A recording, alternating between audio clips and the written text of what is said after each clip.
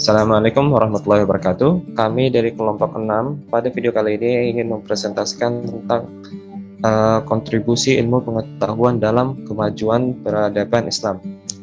Berikut adalah anggota kelompok 6. Next slide. Akan disampaikan oleh Sela.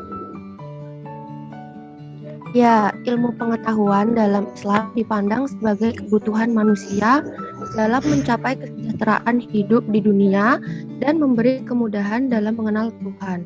Oleh karena itu, Islam memandang bahwa ilmu pengetahuan merupakan bagian dari pelaksanaan kewajiban manusia sebagai makhluk Allah Subhanahu wa Ta'ala yang berakal. Ahwal syakhsiyah atau hukum Islam. Al-ahwal syakhsiyah atau hukum Islam yaitu fikih yang mengatur hubungan antara suami istri, anak dan keluarga. Pokok kajiannya meliputi munakahat, mawaris, wasiat dan wakaf, wakaf duri atau wakaf untuk keluarga. Kontribusi hukum Islam di Indonesia adalah dalam pembentukan atau pembangunan hukum nasional dapat dilihat dari dua sisi, yaitu pertama dari sisi hukum Islam sebagai salah satu sumber pembentukan hukum nasional. Dan kedua dari sisi diangkatnya hukum Islam sebagai hukum positif yang berlaku secara khusus dalam bidang hukum tertentu.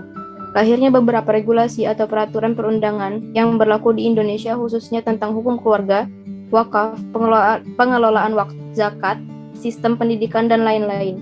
Yang dimana hukum Islam itu sendiri membumikan asas-asas hukum Islam dan istinbat ahkam dalam pembangunan hukum nasional, menempati posisi yang strategis dibandingkan tuntutan pemberlakuan hukum Islam yang formalistik.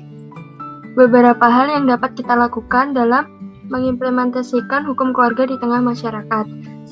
Memberikan layanan jasa di bidang hukum keluarga dan peradilan Islam kepada masyarakat. 2. Membantu mengedukasi masyarakat yang masih awam mengenai hukum keluarga dalam Islam. 3. Membantu terlaksananya ketentuan-ketentuan hukum keluarga sesuai ajaran Islam. Selanjutnya, ekonomi Islam. Ekonomi dalam pandangan Islam merupakan tuntunan kehidupan. Para cendekiawan menganggap kesejahteraan umat manusia merupakan hasil akhir dari interaksi panjang sejumlah faktor ekonomi dan faktor-faktor lainnya, seperti moral, demografi, sosial, dan politik. Kegiatan ekonomi merupakan anjuran yang memiliki dimensi ibadah. Ekonomi Islam sebagai terpenuhnya dan terpeliharanya maqasid syariah, atau agama, jiwa, akal, keturunan, dan harta, sehingga tercapai falah atau kesejahteraan dunia dan akhirat.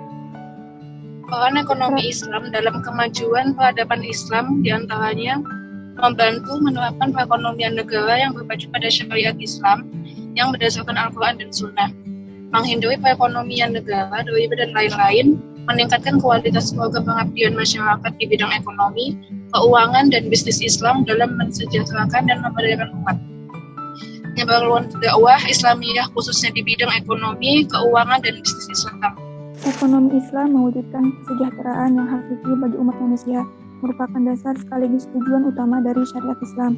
Oleh karena itu, tujuan akhir dari ekonomi Islam adalah sebagaimana tujuan dari syariat Islam tersebut, yakni mencapai kebahagiaan di dunia dan akhirat. Informatika.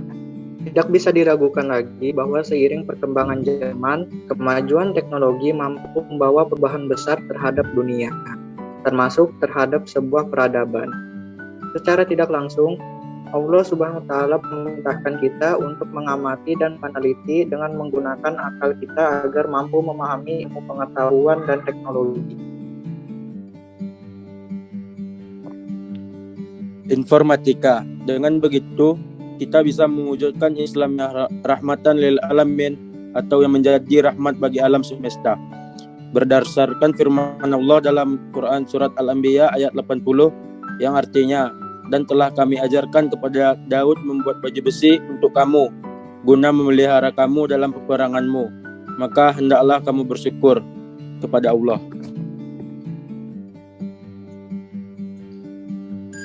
Berdasarkan tafsirnya, Islam menganjurkan kita untuk menciptakan atau membuat alat yang dapat memudahkan pekerjaan kita, dan itulah teknologi. Teknologi memang memiliki dua sisi. Dia bisa bermanfaat apabila digunakan dengan tujuan yang baik, seperti meningkatkan akses terhadap informasi keagamaan sebagai acuan untuk waktu ibadah, memudahkan cara untuk beramal kepada sesama sebagai penyedia konten, ceramah video keagamaan. Dan yang paling penting, kita generasi muslim sebagai agen of change untuk menyebarkan dakwah dan siar-siar agama melalui sosial media dan website. Beberapa hal yang dapat kita berikan kepada masyarakat sebagai upaya untuk memajukan peradaban Islam. Yang pertama, menjadi fasilitator dakwah di sosial media yang mudah diterima oleh masyarakat. Yang kedua, mengembangkan aplikasi syariah seperti Al-Quran digital yang memudahkan kita saat untuk membaca Al-Quran. Inilah saat kita sebagai generasi muslim untuk memanfaatkan teknologi dengan baik agar bisa bermanfaat untuk umat dan agama. Kalau bisa, kita jangan hanya memanfaatkan saja, tapi juga mulai berkreasi untuk menciptakan teknologi baru yang mampu mewujudkan peradaban Islam.